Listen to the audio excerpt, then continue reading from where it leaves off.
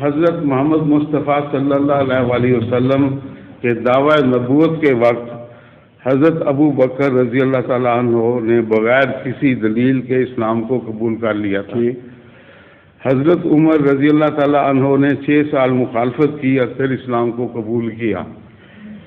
پھر لعنتی ابو جہل نے ساری زندگی مخالفت کی اور دکھ پہنچائے.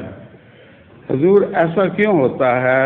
میرا پوچھنے کا مطلب یہ ہے کہ کیا یہ ہدایت اللہ سے آتی ہے یا ہر انسان کا اپنا دل اس کو ملامت کرتا ہے؟ ہر ہدایت اللہ ہی کی طرف سے آتی ہے، مگر اللہ کسی کو زبردستی ہدایت نہیں دیتا. یہ جو انسان کو اختیار دیا گیا ہے، یہی تو فرق ہے انسان اور فرشتوں میں. فرشتوں کو اختیار نہیں ہے کہ کوئی کام کریں یا نہ کریں.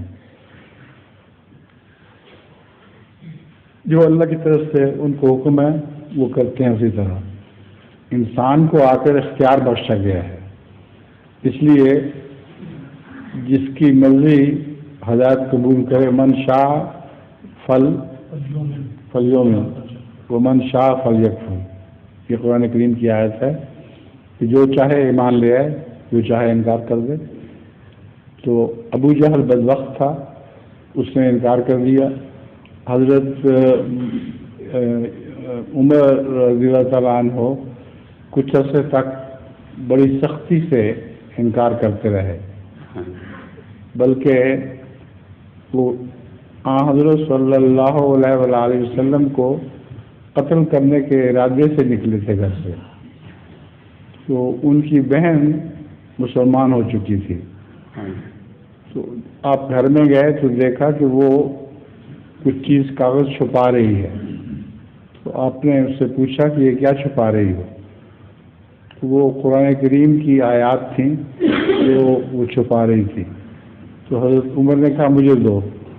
آپ نے کہا نہیں، تم ناپاک ہو، تم اس کتاب کو ہاتھ نہیں لگا سکتے، اس لیے پہلے غسل کرو اور پھر یہ مجھ سے لو. چنانچہ حضرت عمر رضی اللہ تعالیٰ عنہ نے غسل کیا اور پھر وہ کتاب جب پڑھی، جو سورت سنی غالباً سورہ مریم تھی، تو حضرت عمر کی آنکھ میں سے آنسو جاری ہو گیا، بہت متاثر ہوئے. اور وہ تلوار پھر اس کے بعد رسول اللہ صلی اللہ علیہ وسلم کو مارنے کے لیے جو نکلی تھی، وہ کفار کو مارنے پر بڑی تیز ہو گئی. چنانچہ حضرت عمر رضی اللہ تعالیٰ عنہ حضرت رسول اللہ صلی اللہ علیہ وسلم کی خدمت میں حاضر ہوئے تو دروازہ کھٹکھٹایا. اندر صحابہ اور بھی بیٹھے ہوئے تھے. پوچھا کون ہے؟ کہا میں عمر ہوں. آپ نے فرمایا بد ارادے سے آئے ہو کہ نیک ارادے سے آئے ہو؟ انہوں نے کہا بد ارادے سے نہیں آیا، نیک ارادے کے ساتھ آیا ہوں. تو حضور صلی اللہ علیہ وسلم نے صحابہ میں سے کسی سے فرمایا اٹھ کے دروازہ کھول دو. چنانچہ عمر اسی وقت ایمان لے آئے اور اس کے بعد وہ تلوار ہمیشہ دشمن کے لیے سخت رہی اور مومنوں کے حق میں چلتی رہی. ٹھیک ہے. ظہور مہدی آخر زمان ہے.